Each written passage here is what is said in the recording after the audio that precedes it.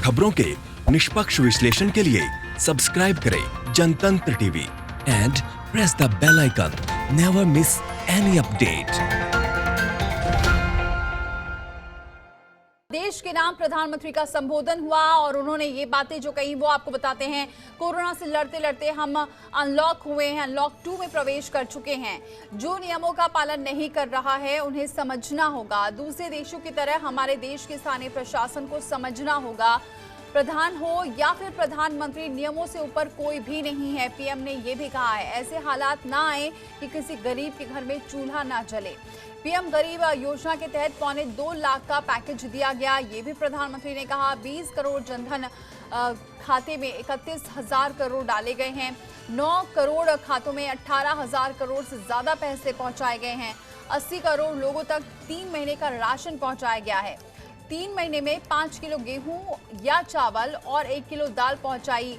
इसके अलावा उन्होंने ये भी कहा जो अभी सरकार ने किया है कोरोना के वक्त में, इस बात का उन्होंने जिक्र किया। 80 करोड़ लोगों तक मुफ्त अनाज देने की योजना है जो अब अभी तक नहीं बल्कि नवंबर तक जारी रहेगी। ये अहम घोषणा आज की है। 5 किलो गेहूं के साथ 1 किलो चना भी दिया जाएगा। वो नवंबर तक ये इस योजना को आगे बढ़ा दिया गया है। देश को अनाज पहुंचाने में किसानों और ईमानदार टैक्स पेयर का बड़ा योगदान है, उनका भी शुक्रिया अदा किया है। इसके अलावा अर्थव्यवस्था को आगे बढ़ाया जाएगा। कोरोना के साथ ही साथ हम सब लोकल के लिए वोकल बनेंगे। एक बार फिर से इस बात का जिक्र प्रधानमंत्री ने किया है।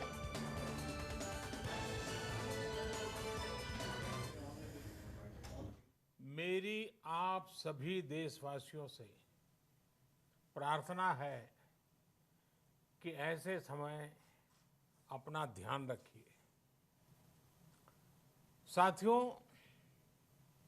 ये बात सही है कि अगर कोरोना से होने वाली मृत्यु दर को देखें तो दुनिया के अनेक देशों की तुलना में भारत संभली हुई स्थिति में है। समय पर किए गए लॉकडाउन और अन्य फैसलों ने भारत में लाखों लोगों का जीवन बचाया है। देश हो या व्यक्ति, समय पर फैसले लेने से, संवेदनशीलता से फैसले लेने से किसी भी संकट का मुकाबला करने की शक्ति अनेक गुना बढ़ जाती है। इसलिए लॉकडाउन होती सरकार प्रधानमंत्री गरीब कल्याण योजना लेकर आई। तो कोरोना काल में छठी बार था जब प्रधानमंत्री ने अपना संबोधन दिया जिसमें उन्होंने अपने योजना का जिक्र किया है। न्यूज रूम से शंकर हमारे साथ हमारे सहयोगी जुड़ चुके हैं। शंकर, बहुत सारी बातें सुबह से की जा रही थी। जब से कल शाम से ये ऐलान हुआ कि 4 बजे प्रधानमंत्री संबोधित करेंगे, चीन को लेकर क्या कुछ कहेंगे, इस पर बात हो रही थी। कोरोना को लेकर क्या आगे भी स्थितियां बिगड़ सकती है, उसको लेकर कोई अपडेट होगा, ये तमाम बातों का तो जिक्र नहीं हुआ। लेकिन हाँ, किस योजना को कहां तक आगे बढ़ाया जाएगा, इस बात का जिक्र किया। कैसे इसे अब देखा जाए? देखिए, ये दीपाली, आज जिस तरह से प्रधानमंत्री का ये संबोधन था, इसमें बहुत सारी उम्मीदें लगाई जा रही थी। खासतौर पर आपने जिक्र किया चीन को लेकर, उस पर हम चर्चा करेंगे। लेकिन थोड़ा सा मैं आपको बता देता हूं आज क्या बड़ी बड़ी बातें प्रधानमंत्री ने अपने इस संबोधन में देश के सामने रखी हैं। छठी बार ये लॉकडाउन में प्रधानमंत्री मोदी का इस संबोधन था। इसमें प्रधानमंत्री ने सबसे पहले अनलॉक 2.0 को लेकर उन्होंने कहा कि किस तरह से सावधानियां आपको बरतनी है। बाहर निकलें तो मास्क लगाएं, सोशल डिस्टेंसिंग का पालन करें। साथ ही साथ एक संदेश था प्रधानमंत्री का पूरे देश के लिए, पूरे देश की जनता के लिए कि इस कोरोना काल में आपको डट कर लड़ना है, हार नहीं माननी है। और बाहर अगर आप निकल रहे हैं तो आपको ज़रूरी चीज़ों का ख्याल रखना है, जैसे कि सोशल डिस्टेंसिंग का ख्याल रखना है, मास्क पहनना है। यानी कि अनलॉक 2 में भी उन्होंने बहुत सारी चीज़ें हैं, जिस तरीके से पहले भी प्रधानमंत्री अपने संबोधन में कह चुके हैं कि आपको सावधानी बरतनी है, सावधानी आपके हाथ में। आज भी प्रधानमंत्री ने अनलॉक 2.0 का ही जिक्र किया उन्होंने और सावधानी बरतने के लिए कहा। दूसरे पॉइंट पर अगर हम आए तो प्रधानमंत्री ने अगर लबोलुबाब उनके इस पूरे संबोधन को अगर हम देखें तो कुल मिलाकर जो योजनाएं थी सरकार की यहाँ सरकार ने जो चलाई इस लॉकडाउन के दौरान कितने लोगों तक उन योजनाओं का लाभ पहुंचा है, उसका कुल मिलाकर प्रधानमंत्री ने आज एक जनता के सामने, देश के सामने उन योजनाओं के बारे में बताया। खासतौर पर उन्होंने जिक्र किया पीएम गरीब कल्याण योजना का। प्रधानमंत्री ने कहा कि ये जो योजना है, किस तरह से लॉकडाउन में इस योजना ने काम किया और गरीबों के काम ये योजना आई। खासतौर पर उन्होंने कहा कि जो 80 करोड़, ऐसे 80 करोड़ से भी ज्यादा लोग जिनको मुफ्त राशन दिया गया, और साथ ही साथ प्रधानमंत्री ने कहा कि इसके लेकर जो राशियां खर्च हुई है, जो पैसा खर्च हुआ है, उस पर उन्होंने 90,000 करोड़ रुपए अभी अपने संबोधन में कहा था, लेकिन पिछले 3 महीने का अगर जोड़ दिया जाए, जब से ये लॉकडाउन शुरू हुआ दीपाली, उन्होंने तकरीबन ये कहा कि 1.5 लाख करोड़ रुपए का ये तकरीबन खर्चा इसमें आया। हम गरीबों तक अनाज पहुंचा रहे हैं, जो जरूरतमंद लोग हैं उन तक राशन पहुंच पा रहा है, जिसमें 5 किलो गेहूं या चावल है, फिर 1 किलो उसमें चना दिया जाएगा। तो ये एक मिलाकर सरकार की जो योजना है, उन योजनाओं को ही प्रधानमंत्री ने देश के सामने रखा। इसके अलावा अगले पॉइंट पर आते हैं। अगला पॉइंट ये है कि आत्मनिर्भर भारत की बात जो लगातार प्रधानमंत्री मोदी पहले भी कह चुके हैं कि सबको आत्मनिर्भर बनना है। उन्होंने कहा कि आत्मनिर्भर बनने के लिए हमको दिन रात एक कर देना है। तो आत्मनिर्भर भारत पर जोर दिया, जो कि हम लगातार प्रधानमंत्री के संबोधन से पहले भी ये जिक्र कर रहे थे कि शायद इस बात का वो जिक्र करें, ये उन्होंने जिक्र किया आज। लेकिन एक बड़ी बात उन्होंने ये कही कि आर्थिक गतिविधि, आपको याद होगा दीपाली, जिस तरीके से लॉकडाउन लागू हुआ, उसके बाद जो अर्थव्यवस्था है, जो हमारी आर्थिकी है, उस पर सबसे ज्यादा प्रभाव पड़ा है, सबसे ज्यादा असर पड़ा है। और सरकार के सामने सबसे बड़ी चुनौती थी कि आखिर इस अर्थव्यवस्था को किस तरीके से पटरी पर लाया जाए, क्योंकि अनलॉक 1 है, अनलॉक 2 होगा, अनलॉक 3 होगा, लेकिन जिस तरीके से हमारे जो रोजगार हैं, जो हमारी फैक्ट्रीज हैं, जो हमारे काम धंधे हैं, किस तरीके से पहले रफ्तार थे, पटरी पर थे, क्या वो धीरे धीरे पटरी पर लौटेंगे? क्योंकि बहुत सारी फैक्ट्रियां, बहुत सारे रोजगार बंद हो चुके हैं, देश में बेरोजगारी है। तो सबसे बड़ी चुनौती सरकार के सामने यह है कि आर्थिक गतिविधियां, उनको किस तरीके से चालू किया जाए। अनलॉक 2 में भी बहुत सारी चीजें हैं जिनको धीरे धीरे चालू किया जाएगा, तो इसका भी प्रधानमंत्री ने जिक्र किया। हालांकि ये किस तरीके से आर्थिक गतिविधियां तेज पकड़ेंगी, अर्थव्यवस्था कब मजबूत होगी, और जो परिस्थिति इस वक्त देश की चल रही है, खासतौर पर लॉकडाउन और अनलॉक 1 में, उसको किस तरीके से निपटा जाए, ये सबसे बड़ी चुनौती सरकार के सामने थी। लेकिन जिक्र किया उन्होंने कि धीरे धीरे आगे जो परिस्थितियां हैं वो सामान्य होंगी। आगे एक पॉइंट जो प्रधानमंत्री ने कहा, किसानों को लेकर उन्होंने कहा कि किसानों के खाते में 9 करोड़ किसान ऐसे थे जिनके खाते में 18,000 करोड़ रुपए दिए गए हैं इस लॉकडाउन के अंदर। जनधन खातों में उन्होंने कहा कि 31,000 करोड़ रुपए दिए गए हैं। तो कुल मिलाकर अगर देखा जाए तो प्रधानमंत्री के इस भाषण की बड़ी बड़ी बातें अगर मैं आपको बताऊं तो योजनाएं थी सरकार की, जिन योजनाओं को प्रधानमंत्री ने देश के सामने रखा। आपने शुरुआत में सवाल पूछा था चीन को लेकर। आज हम सब ये अंदेशा लगा रहे थे, अनुमान लगा रहे थे कि शायद जिस तरीके से भारत और चीन के बीच में जो तनातनी चल रही है, उसको लेकर क्या प्रधानमंत्री आज कुछ कहेंगे अपने संबोधन में। लेकिन चाइना को लेकर, चीन को लेकर प्रधानमंत्री ने आज कुछ भी नहीं कहा। आपको याद होगा दीपाली, कल जिस तरीके से भारत सरकार ने जो चाइनीज 59 ऐप्स हैं उनको बैन कर दिया है पूरी तरीके से, तो ये कहा जा रहा था कि एक तरीके से सोशल स्ट्राइक की है भारत सरकार ने चाइना के ऊपर। इससे चाइना बौखलाया हुआ भी है। तो शायद आज ये अंदेशा लगाया जा रहा था कि प्रधानमंत्री शायद अपने इस संबोधन में चाइना को लेकर, लेकिन अगर ये इस बात की बात करें, जो गरीब कल्याण योजना की बात कर रहे हैं, और उसका खासतौर से उन्होंने जो ये जिक्र किया कि छठ पूजा तक ये रहेगी, वैसे तो दिवाली भी आती है, लेकिन इस बात का जिक्र किया, इसको अब कई लोग इससे भी जोड़कर देखेंगे कि यहाँ पर बिहार चुनाव को लेकर जरूर देखा जा सकता है। बहरहाल बने रहे हमारे साथ। तेजस्वी यादव क्या कुछ कह रहे हैं, सुनिए जरा।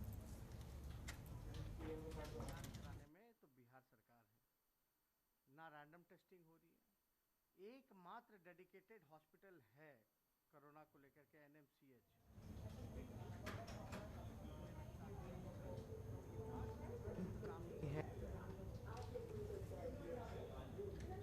तो कुछ आवाज हमारे तक नहीं पहुंच पा रही है, बताएंगे आपको कि क्या कुछ, क्योंकि लगातार अब प्रतिक्रियाओं का दौर शुरू हो जाएगा, क्योंकि विपक्ष पहले से ही निशाना साधते हुए नजर आ रहा है। और कांग्रेस ने कहा भी था कि गरीब जो न्याय योजना है वो लागू करनी चाहिए प्रधानमंत्री को। ये प्रधानमंत्री के संबोधन से पहले यहाँ पर कांग्रेस ने ये इस बात का जिक्र किया था। शंकर हमारे साथ बने हुए। शंकर, बात यही कर रहे थे कि यहाँ पर ये जो प्रधानमंत्री गरीब कल्याण अन्न योजना है, कहीं ना कहीं इसका फायदा अब आगे चुनावों में भी हो सकता है, क्योंकि बीजेपी को ये कहा जा सकता है कि बीजेपी हर वक्त चुनावी मोड में रहती है और नवंबर तक खींचना, क्योंकि अब बिहार इलेक्शन बिल्कुल नजदीक है, ऐसे में कह सकते हैं कि गेम चेंजर भी हो सकता है।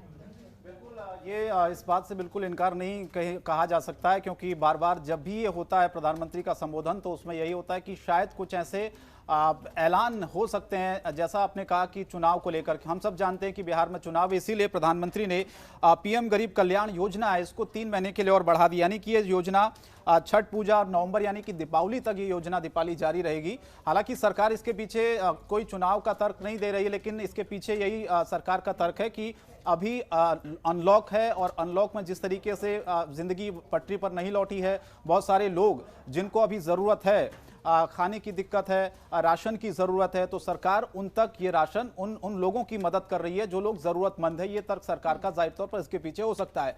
लेकिन अगर हम इसको सियासी चश्मे से देखें, अगर हम इसको चुनाव से जोड़कर देखें, तो ये बात भी हमें नहीं भूलनी चाहिए कि बिहार में विधानसभा के चुनाव हैं और प्रधानमंत्री मोदी जब जब आते हैं, आपको याद होगा कहीं ना कहीं उनके संबोधन में वो चीजें झलकती हैं और विपक्ष इसीलिए दीपावली आरोप बार बार लगाता रहा है प्रधानमंत्री पर कि वो एक तरीके से उनका जो भाषण होता है वो देश के नाम संबोधन नहीं होता है, वो एक तरीके से चुनावी भाषण। मीम अफजल हमारे साथ जुड़ चुके हैं, कांग्रेस नेता। मीम अफजल जी, बहुत स्वागत है हमारे साथ जुड़ने के लिए। मीम अफजल, कैसे देख रहे हैं आप प्रधानमंत्री के इस संबोधन को? आज मेरा दिल चाह रहा है कि मीडिया से सवाल करूं कि वो कैसे देख रहे हैं, इसलिए कि कल शाम से बाढ़ आई हुई थी कमेंट्स की जी, तो लग रहा था प्रधानमंत्री को बड़ा जबरदस्त इनकलाबी बयान देने वाले हैं, कोई ऐसी बात करने वाले हैं जो आज मौजूदा हालात जो देश के चल रहे हैं उस तनाजुर में कोई बड़ी बात कह देंगे, कहीं जिक्र कर देंगे वो चीन का, कहीं वो उसको बताएंगे कि हम तुम्हें मुंह तोड़ जवाब देंगे। उन्होंने कोरोना के ताल्लुक से भी कोई खास बात नहीं, अलावा इसके कि उन्होंने एक पैकेज था जो उनका एक, लेकिन प्रधानमंत्री गरीब कल्याण अन्न योजना को तो उन्होंने आगे बढ़ाया है, गरीबों के लिए तो कम से कम सोचा है, इसे आप कैसे देख रहे हैं? जी, नवंबर तक जाकर खुद प्रधानमंत्री के कहने के अनुसार 1.5 लाख करोड़ रुपया खर्च होगा गरीबों पर। 5 किलो गेहूं और 1 किलो दाल, इससे गरीब की फैमिली चल जाएगी और सब ठीक हो जाएगा। अगर आप ऐसा सोचते हो तो कम से कम मैं तो नहीं सोचता ऐसा। लाखों करोड़ रुपया सरमायादार लेकर भाग गए और सरकार ने उन्हें माफ भी किया बहुत से लोगों को, और गरीब को देते वक्त ऐसे ऐलान कर रहे हैं कि जैसे हातम ताई जो है वो कब्र से निकल करके आ गए हैं और उन्होंने कह दिया है कि साहब अब तो सबका भला हो जाएगा जी। मुझे आप बताइए कि 5 किलो चावल या 5 किलो गेहूं और 1 किलो दाल से कितनी फैमिली कितने दिन खाना खा सकती है, जरा बताइए कुछ तो आप। 1 महीने में आप 5 किलो चावल दे रहे हैं और उसको भी ऐसे ऐलान कर रहे हैं कि जैसे आप गरीबों के सबसे बड़े हमदर्द हैं। अरे हमने कहा 7,500 रुपया इनको डालो जेब में उनकी, कम से कम मार्केट के अंदर पैसा तो आएगा, इकोनॉमी तो चलेगी। लेकिन उन्हें तजर्बेकार लोगों की जरूरत नहीं है, उनके जुमलेबाज लोग उनके पास हैं, उसी तरह के मशवरे उनको देते हैं। मुझे लगता है कि सरकार में उनके जो लोग उनको मशवरा देने वाले हैं वो सिर्फ ये देखना चाहते हैं कि मोदी जी किस चीज से खुश होते हैं जी। उसके अलावा कोई काम की बात नहीं होती। मैं समझता हूँ ये आज राशन कार्ड की बात हो रही है, इससे तो सुविधा मिलेगी ना। मैं कब कह रहा हूँ सुविधा नहीं मिलेगी, लेकिन मैं ये पूछ रहा हूँ क्या सुविधा काफी है? ये सरकार की तरफ से सुविधा है या किसी इंडिविजुअल की तरफ से हो रही है? आप मुझे बताइए कि सरकार के पैसे, सरकार के पास क्या इतना पैसे की कमी है? 18 लाख करोड़ रुपया इन्होंने बनाया है पेट्रोल से, डीजल से एक्स्ट्रा। जिन लोगों की जेब पर डाका डाला है, आप उन्हें 1.5 लाख करोड़ के 1.5 लाख करोड़ के आप उनको एक पैकेज दे रहे हैं, वो भी ऐसा कि आपको महीने में 5 किलो चावल और 10 किलो, और उसमें से जो जितना कितना पहुंचता है कितना नहीं पहुंचता है मुझे बताने की जरूरत नहीं है। गांव देहातों में जाकर के सर्वे करा लीजिए। आज तक किसी टीवी चैनल ने यह सर्वे नहीं कराया कि 5 किलो गेहूं भी पहुंच रहा है नहीं पहुंच रहा है गरीब लोगों तक, ये 1 किलो दाल भी पहुंच रही है नहीं पहुंच रही है। मैं आपको बता दूं, दिल्ली जैसे शहर में जो गरीब लोग जा रहे हैं, 4-4 दिन 5-5 दिन 6-6 दिन चक्कर लगाते रहते हैं दुकान पर वो, और उनको नहीं मिलता, उसके बाद मिलता है उनको। तो लेकिन मीम अफजल जी ये बताइए सर कि कब संतुष्ट, विपक्ष को किसी भी योजना को लेकर कभी संतुष्ट नजर ही नहीं आता है। सरकार कुछ भी कर ले, पहले पैकेज दिया तब भी सवाल उठ रहे थे। आज चीन से जो लड़ाई हो रही है हमारी, क्या उस पर आपको उम्मीद नहीं थी कि प्रधानमंत्री कुछ बोलेंगे जी? क्या आपने नहीं सोचा? मैं तो समझता हूँ कि आज जिस टीवी चैनल ने अपने साथ एक्सपर्ट बुलाकर बैठाए हुए थे, उनके चेहरे का रंग उड़ गया कि प्रधानमंत्री तकरीर के बाद उनकी बहस का क्या होगा, शाम की डिबेट्स का क्या होगा। अरे सर, मीडिया पे अब कहाँ आ हमारे- रहे हैं? यहाँ तो यहाँ सभी कयास ही लगा रहे हैं, क्योंकि प्रधानमंत्री आते ही कुछ ऐसा बोलते हैं, सबको उम्मीद रहती है, क्योंकि इस वक्त सबसे ज्यादा सवाल तो आप ही उठा रहे हैं चीन को लेकर। तो उम्मीद यही थी कि क्या हो सकता है चीन को लेकर आपके जो सवाल थे उसका जवाब मिल जाता। बस बात इतनी थी, आप मीडिया पे क्यों सवाल उठा रहे हैं? बहरहाल बहुत शुक्रिया मीम अफजल जी हमारे साथ जुड़ने के लिए। शंकर हमारे साथ बने हुए हैं हमारे सहयोगी, आगे भी हम इस पर चर्चा करते हैं। तो प्रधानमंत्री का संबोधन हुआ, उसके बाद जो पहले से जितने कयास लगाए जा रहे थे वो बिल्कुल अलग निकले। यहाँ पर इस बात का जोर दिया गया कि यहाँ पर जो प्रधानमंत्री कल्याण अन्न योजना है उसको आगे बढ़ाया जा रहा है। उसको जोर देकर प्रधानमंत्री ने कहा भी one nation one ration card की भी यहाँ पर बात कही गई है, और साथ ही यहाँ पर नियमों को लेकर भी कहा गया कि कोरोना को लेकर जो नियम फॉलो किए जा रहे हैं वो चाहे प्रधानमंत्री हो या फिर कोई आम आदमी, नियम सबके लिए है। क्योंकि पिछले कुछ दिनों में देखा जा रहा है कोरोना को लेकर लोग नियम को फॉलो नहीं कर रहे हैं, क्योंकि अनलॉक 2 की ओर बढ़ रहे हैं, लेकिन फिर भी हम अभी भी उस नियमों को पालन नहीं कर रहे हैं। इस बात का जिक्र उन्होंने किया। एक बार फिर से रुक करते हैं, शंकर हमारे सहयोगी हमारे साथ बने हुए। शंकर, अब विपक्ष को एक और मुद्दा मिल गया है कि यहाँ पर आप मुफ्त बांट रहे हैं, और इस पर भी आप बड़े जोश शोर से बताने की कोशिश कर रहे हैं, दिखावा करते हुए नजर आ रहे हैं। बिल्कुल, ये इसीलिए दीपाली सवाल उठ रहा है कि क्या इसको इसीलिए चुनाव से जोड़कर देखा जा रहा है। और एक मिनट रोकेंगे आपको, मुख्तार अब्बास नकवी क्या कुछ कह रहे, सुनते जरा। कम भी हुई है, लेकिन उसके लिए हमें सावधानी और संयम किसी भी हाल में किसी भी रूप में नहीं तोड़ना होगा, और जो भी दिशा निर्देश है उस दिशा निर्देशों का पालन करना होगा। और प्रधानमंत्री जी ने इसी चीज़ का संदेश दिया, इसी चीज़ के लिए लोगों से अपील की है।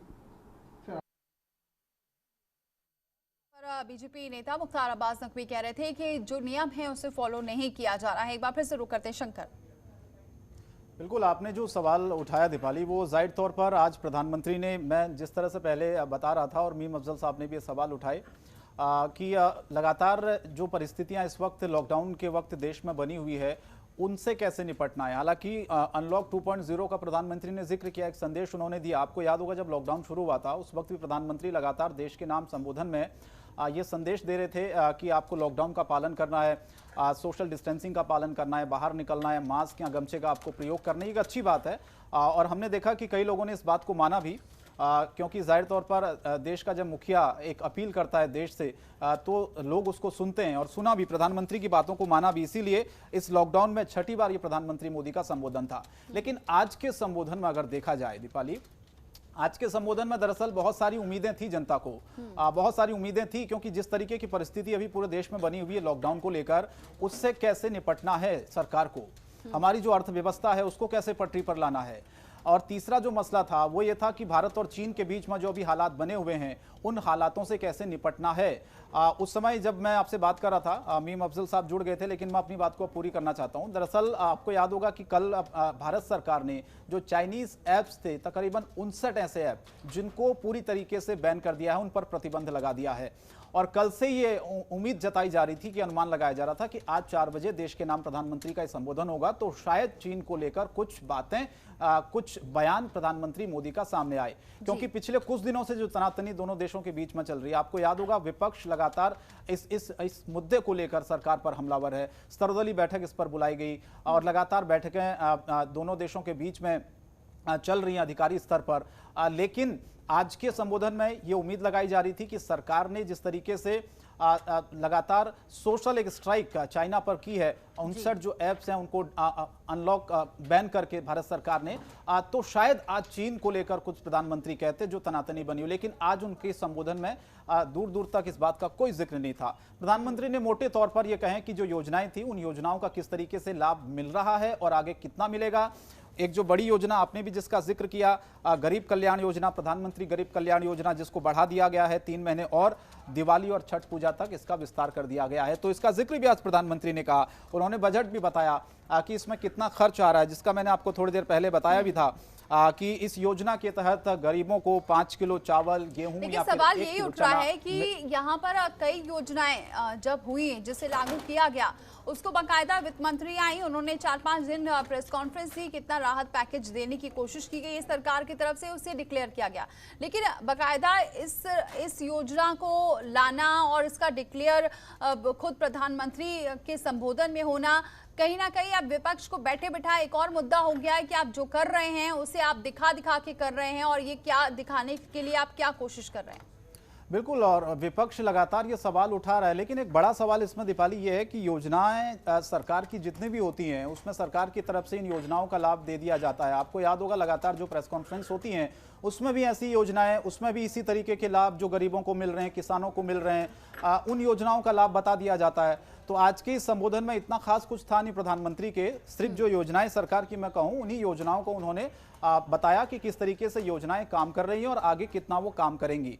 लेकिन विपक्ष का सवाल अपनी जगह दीपाली, क्योंकि अभी जो परिस्थिति लॉकडाउन में थी देश की, अनलॉक 1 और अनलॉक 2 आगे भी जो परिस्थितियां रहेंगी उस परिस्थिति से किस तरीके से निपटना है, इसके लिए सरकार के पास क्या रोड मैप है, इसके लिए सरकार के पास क्या तैयारियां हैं। देश में इस वक्त आर्थिक संकट पैदा हुआ है, इसको दूर करने के लिए सरकार क्या प्रयास कर रही है। ऐसे तमाम उदाहरण हैं, ऐसे तमाम बातें जिनकी उम्मीद लगाई जा रही थी कि शायद प्रधानमंत्री अपने संबोधन में इन बातों का जिक्र करें, देश के सामने रखें कि आर्थिकी, जिस तरह से प्रधानमंत्री ने अपने संबोधन में इस बात को कहा कि आर्थिक गतिविधियों को बढ़ाएंगे हम, इसमें तेजी लाएंगे। ये इसीलिए कहा कि ताकि जो रफ्तार जो पटरी से बाहर आ गई थी उसको किस तरीके से वापस पटरी पर लाना है, बिल्कुल आर्थिक मजबूती जरूरी है, और कैसे यहाँ पर रफ्तार को आगे बढ़ाना है। इस अनलॉक 2 की ओर जो हम बढ़ रहे हैं इस पर नियमों को फॉलो करते हुए आपको आगे बढ़ना है और आर्थिक रूप से मजबूत और आत्मनिर्भर का एक बार फिर से उन्होंने जिक्र किया है। बहुत शुक्रिया शंकर हमारे साथ जुड़ने के लिए। अब देखना होगा कि इसको लेकर क्या कुछ प्रतिक्रिया आती है, लेकिन इसका असर आगे आने वाले दिनों में क्या गरीब लोग जिनको ये राशन मिलेगा उन्हें फायदा मिल पाता है नहीं, ये वक्त बताएगा। खबरों के निष्पक्ष विश्लेषण के लिए सब्सक्राइब करें Jantantra TV and press the bell icon. Never miss any update.